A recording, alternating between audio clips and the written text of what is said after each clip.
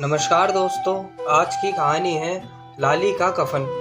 एक समय की बात है, सेठ साहूकारों की जब बड़ी धौंस थी, जो देहात के इलाकों में अभी भी चलती है। किस्नू ने अपनी बीवी बिमला से कहा, अब उम्र हो गई है, इसलिए मिट्टी पत्थर का काम ना किया जाएगा और तू भी बीमार रहती है। 3 संतानें फूंकने के बाद लाली जब पैदा हुई थी तो उसे मुश्किल से मौत के मुख से बचाया था। सचमुच किस्नू जब मजदूरी पर जाता था तो ज़्यादा धूप में काम करने के बाद खांसी आती और खांसने के बाद मुंह से खून निकलता था। इसलिए किस्नू ने बैठ कर के कर सकने वाला काम तलाशा और मिल गया।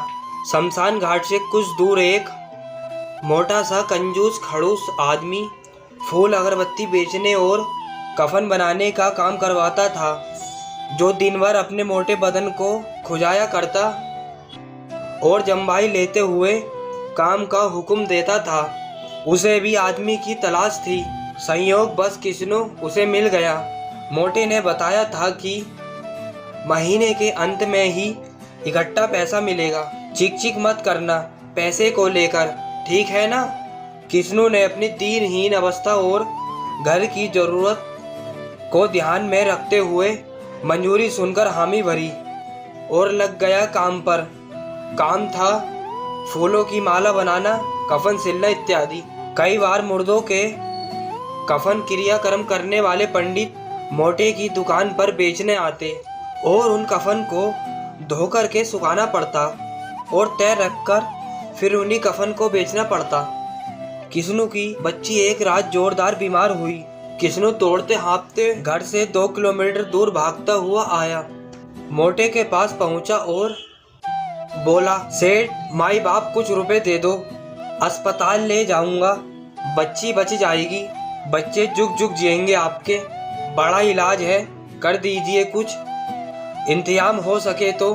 सेठ सोया था और खुजाते हुए कहा, चल वे सवेरे आजा, दिन में तो मुर्दे नहीं सोने देते, अब तू भी नहीं सोने देगा।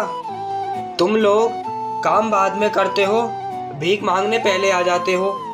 तेरे से पहले कई लोग बीच में ही काम छोड़कर भाग निकले, किसको ढूंढता फिरूं? चल सवेरे आना, जा सो जा, मुझे भी सोने दे। किस्नू बहुत गड़गड़ाया पर फूटी कोड़ी ना मिली। जब तक घर आया बच्ची के प्राण विलीन हो चुके थे।